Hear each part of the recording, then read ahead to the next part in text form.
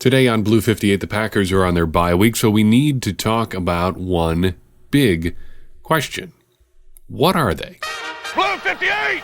Hello and welcome to another episode of Blue 58, the one and only podcast of thepowersweep.com. I am your host, John Meerdink. Happy to be with you here a bit later in the week than usual. Yes, this episode is getting out a little bit later than I thought it was going to, had planned for it.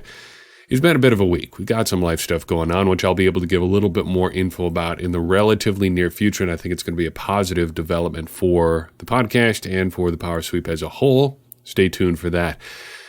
There's some other stuff going on. As you can tell, I've got a little bit of an illness going on. What is it exactly? Who knows? Is it a cold? I don't know. It doesn't really feel like a cold. Is it a sinus infection? Doesn't feel like that either. I feel just kind of gross, kind of stuffy in the head.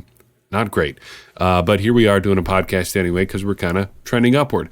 Also going on, the sleep has been a little bit hard to come by. The new co-host, who is now just over 4 months old,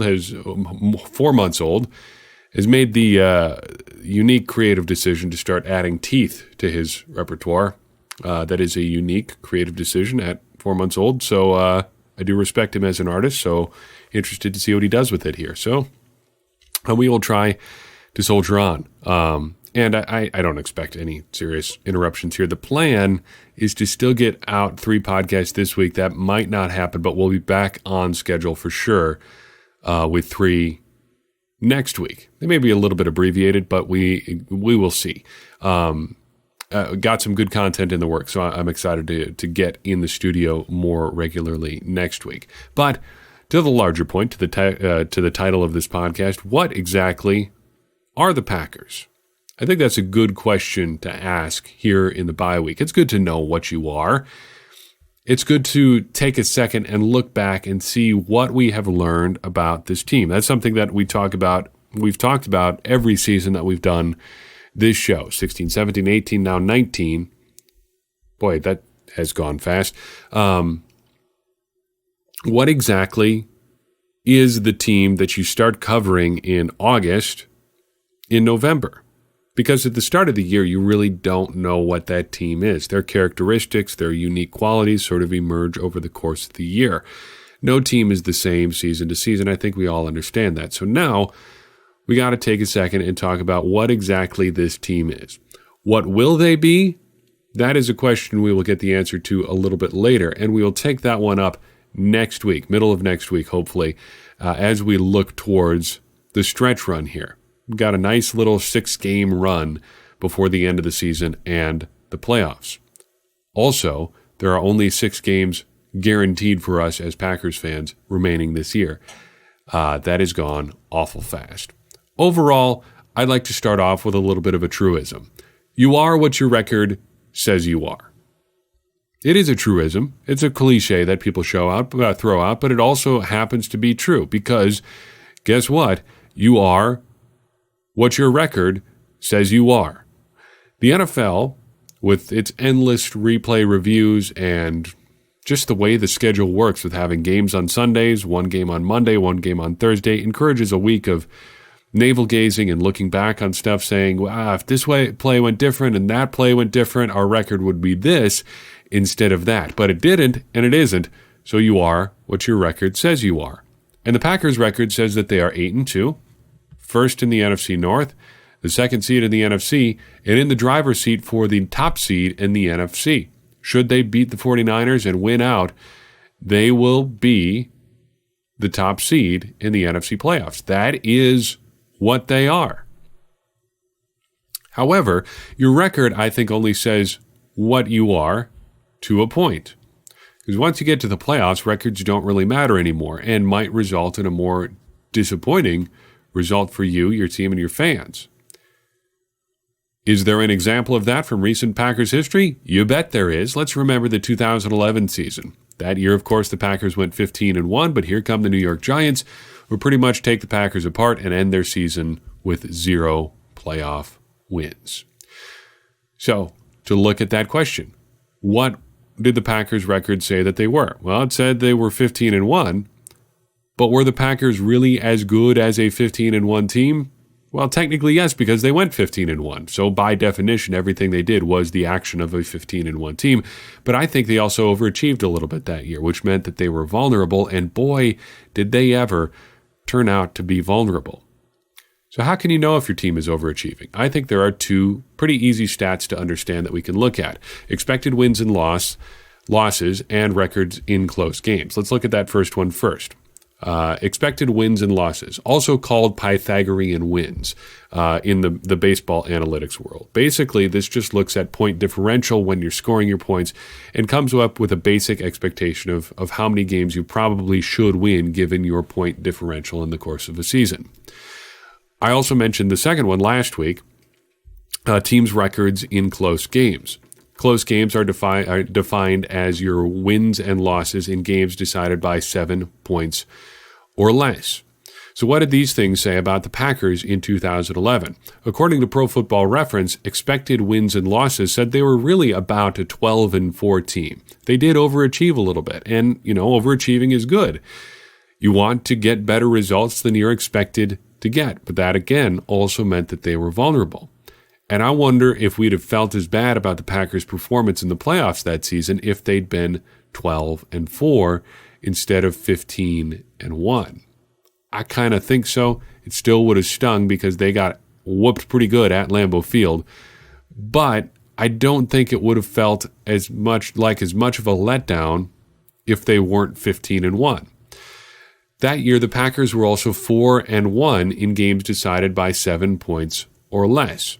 Generally, you expect teams to go about 500 in games decided by 7 points or less. That's how evenly matched NFL teams are. If a game is within a touchdown or so, it's really a toss-up who could win. And just a couple plays break differently, you could have a different outcome. If a team is really hammering opposing teams and not playing any games that are within 7 points, you feel pretty confident about the quality of team that they are. If the Packers had been more like 2-2 in close games, that brings their overall record down a little bit too. They're not as much of an overachieving team, and we may feel a little bit different about their playoff exit that year. So, that background having been set, what do these things say about the Packers in 2019? Again, according to Pro Football Reference, expected wins and losses says they're actually about a 6-4 team. That's how the expected points would have them breaking. They, at least from my standpoint, scored a couple wins this season that could have gone either way. They also had a loss that I think could have gone either way, but we'll get to that in a second. The Vikings game early in the season hinged on a couple really tightly officiated plays, and I'll just leave it at that. The Lions game also really sticks out, just a 1-point win that could have gone either way as well. Maybe that's where that record comes from a little bit. You've also got the record in close games. They are 4-1 in games decided by a touchdown or less, and that is more than a little borderline overachievery. Had they beaten the Philadelphia Eagles, that record would be even better. And that's another game that really could have broken either way, I think. It hinged on a late interception from Aaron Rodgers that easily could have been called as a pass interference. If that play goes a little bit differently, that outcome might be different as well. And we might be talking about a team that seems to have overachieved even a little bit more. And again, I want to emphasize overachieving is not necessarily bad. It just changes your expectations and I think leaves you a little bit vulnerable. The bigger question for me is how this Packers team has gotten to this point. How have they been able to, quote-unquote, overachieve so far this year? The biggest thing, really, I think the biggest thing is that they've just been really, really healthy. Right now, the Packers only have 2 players on injured reserve that I think they'd like to have, and maybe not even as starters. Raven Green and Lane Taylor are those guys. If Raven Green was healthy, he'd probably currently be right there with Ibrahim Campbell for that dime safety, hybrid safety role.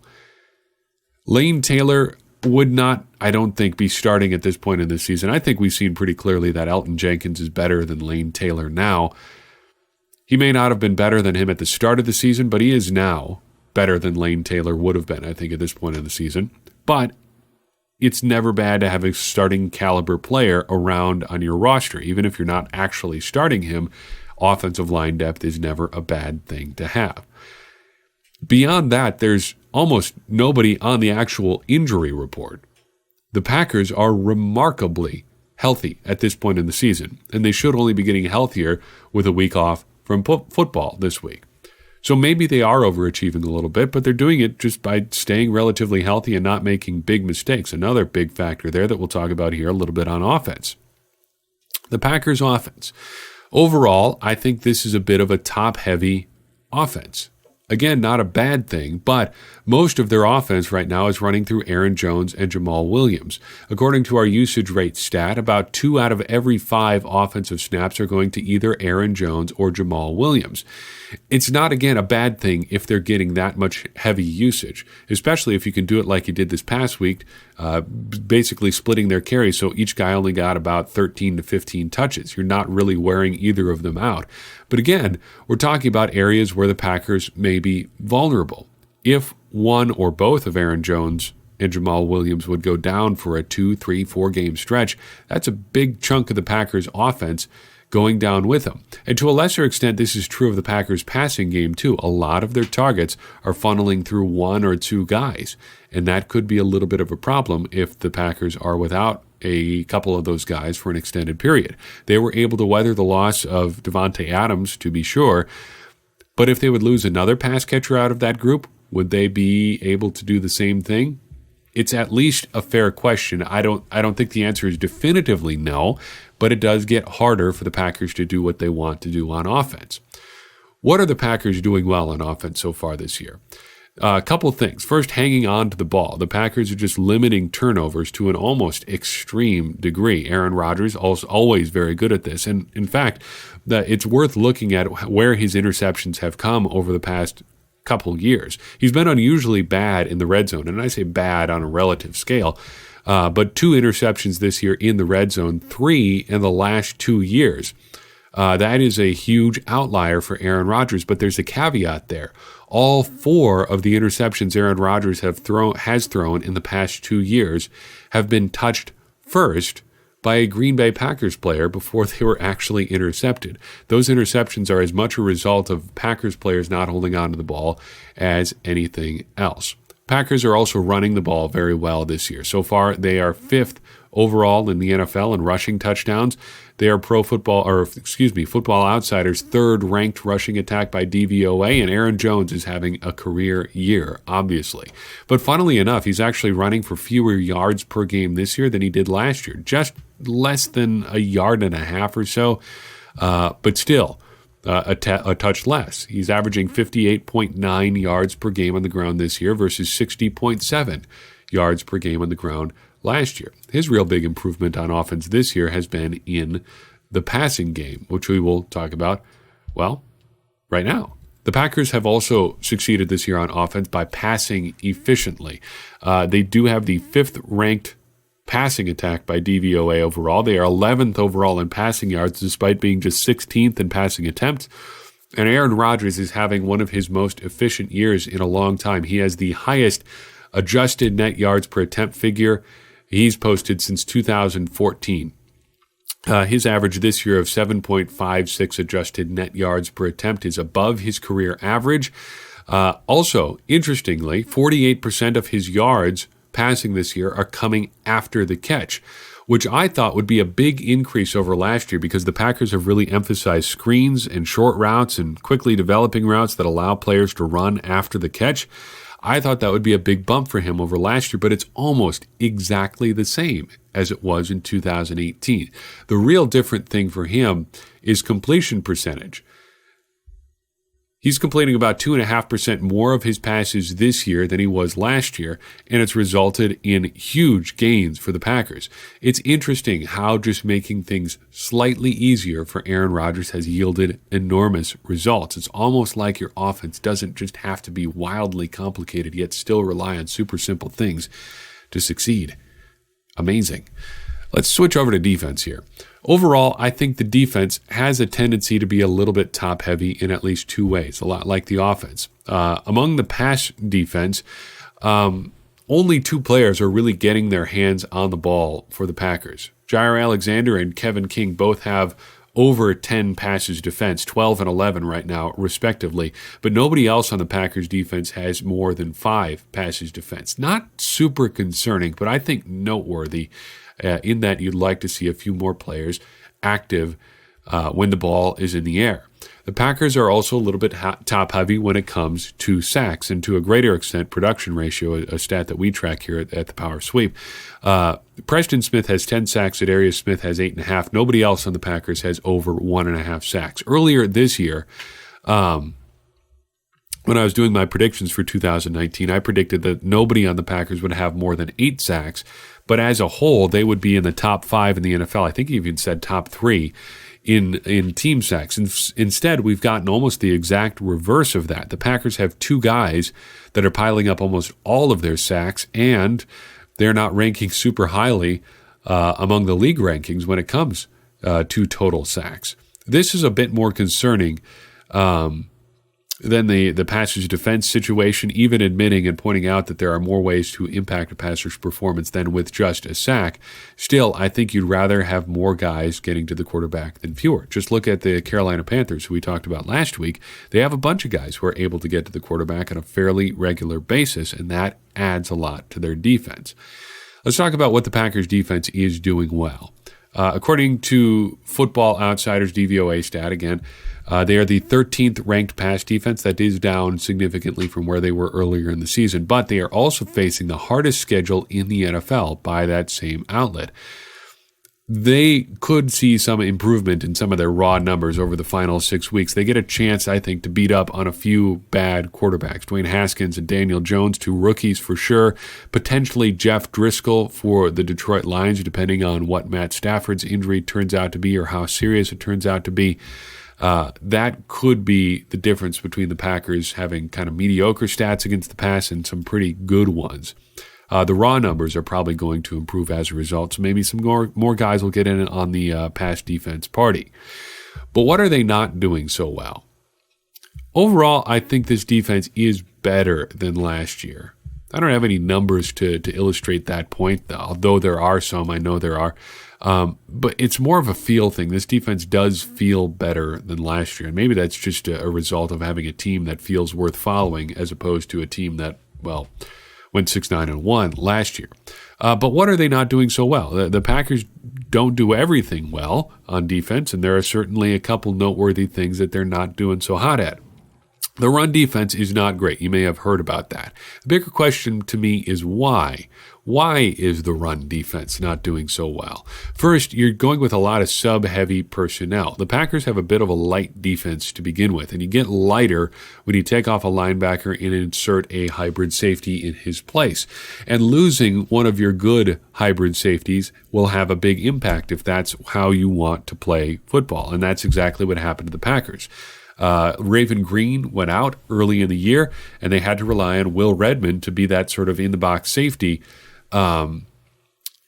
for quite a while until now Ibrahim Campbell is back from his injury.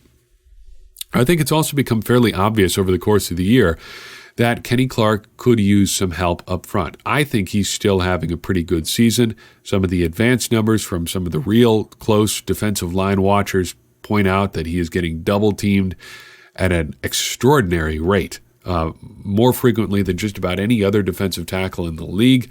But he still could really use some help. That would alleviate some of those double teams if anybody could really step up next to him. I don't think that's Dean Lowry. I think he plays a different enough role that this isn't really for him. I'm thinking more along the lines of Montravius Adams or Kingsley Keke. Adams had a lot of positive press in training camp. He didn't show a ton on the field in the preseason, I thought. Though he did look better, his effort looked better. He does look a little bit lighter than last year. We need to see a little bit more from him. Kingsley Keke, I thought, would be further along as a rookie at this point in the season, but you get what you get with rookies, especially towards the middle and later portions of the draft. It doesn't look like it's going to be this year for him. Maybe in the future. I still like what he brings to the Packers, but Kenny Clark could use a friend. And then you've got the Blake Martinez factor. Yeah, He does pile up a lot of tackles, but they tend to be 4 yards, 5 yards downfield. He does not make a lot of splash plays in the run game or in pass defense, so I think that is a third factor contributing to the Packers' lackluster run defense. Let's talk about special teams and then kind of put a bow on this whole thing. Real quick here. The Packers' kickoff return unit is bad. It's not doing super well. The punt return unit is historically bad. They currently have negative yardage on the year. Kick coverage, just kind of meh so far this year. Don't have a lot to say about that, plus or minus. But the penalties, this is noteworthy. The Packers had 26 penalties on special teams last year. They have just 10 so far this year. So on pace to be better. But Tony Brown, a guy I've defended and called to be cut, called for his release, whatever, on this show, seems to be taking it upon himself to take on the spiritual successor role to Josh Jones, who is a one-man special teams penalty magnet. He somehow this season got two special teams penalties on one play all by himself, so that makes up 20% of the Packers total. I think he ended up with 3 in that single game. He is basically a penalty waiting to happen. So despite all the good things that he does, all the energy he brings, and just sheer athleticism he brings, you wonder at what point is enough. In the actual kicking stuff, I think the Packers have been pretty solid. Mason Crosby has been relatively reliable. Well, very reliable. He's only missed the one kick so far this year. And J.K. Scott was kicking the crap out of the ball earlier this year, though he does seem to be tailing off a little bit as the season goes on and the weather gets worse. Overall, I think the issues with special teams are more personnel-based than scheme-based. I don't have a lot of data or information on the scheme, but it's screaming obvious that the Packers have nobody opposing teams respect in the kickoff or punt return game, especially in the kickoff return game. Teams are just absolutely content to kick it high and short and just kind of take their chances, knowing that nobody the Packers put back there is really going to put a scare in them in the return game. And I honestly don't know how you fix that midseason other than trying everybody and anybody who you can think of to return kicks. Maybe if Marquez Valdes-Scantling is healthy after the bye week, why not give him a bit of a shot back there? Could not hurt, I think, especially with his ongoing plummet down the wide receiver depth chart being a bit of a story here. That'll be an interesting thing to see play out over the final 6 games of the year. Overall, now that we've talked about all these things, what are the Packers? I think the Packers are a team, to put it in like a one-sentence summary, I think the Packers in 2019 are a team that we should expect to make the playoffs, and once they get there, they could beat any team in the playoffs, but also lose at any point. I think this is a really good Packers team, but they also seem like a pretty high variance team. You're never quite sure exactly what you're going to get. I think if anything was true about that 2011 team, to kind of circle back to where we started, you would be pretty certain that you were going to get absolutely 100% full throttle offense each and every game from that Packers team, until of course you didn't. But they were going to put up 30, 35 points a game no matter what, because they were just that good on offense, and they were reliably good on offense. For the Packers, you may not get that. They play a lot more matchup football, I think, this year than they have in the past. It's not just about who the Packers are. They have to take advantage of opposing weaknesses a lot more than they used to. That's not, again, necessarily a bad thing, but it just is a thing. It's different than what it was in the past. As a result, I think this Packers team can beat just about anybody. If they catch anybody on a slightly off day, or if they just have a really good day themselves, they could beat anybody in the NFL, I think. The flip side is, if they are off at all, they are also vulnerable to just about anybody in the NFL. And that's why when you look at some of the games deeper down the Packers' schedule, especially that 3-game stretch where they finish out against the NFC North, you wonder if there might not be a surprise game in there where they just do not have it for a particular game. I wonder if they lose a game to the Bears or the Lions late. Those just seem like dangerous games against potentially dangerous teams, because I think the Bears and Lions are both teams that could beat just about anybody too.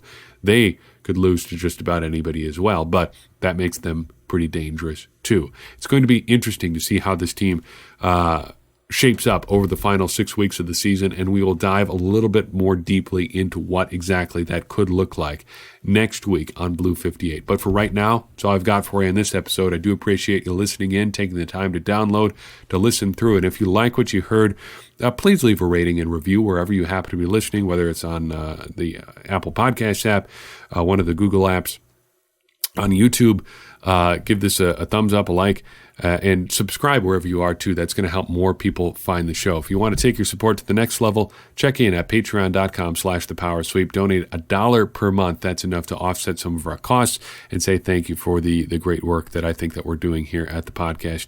Hopefully it's of value to you as well. And you can always check out our t-shirts and sweatshirts by clicking the shop link at thepowersweep.com. If you've got an idea for the show or just want to say hi, you can reach us at thepowersweep.com on Facebook or Twitter or through email. We do appreciate everybody who takes the time to reach out, because every bit of feedback helps us make this entire operation better, which furthers our mission of helping everybody become smarter Packers fans. And as I always say, smarter Packers fans are better Packers fans, and better Packers fans are what I think we all want to be.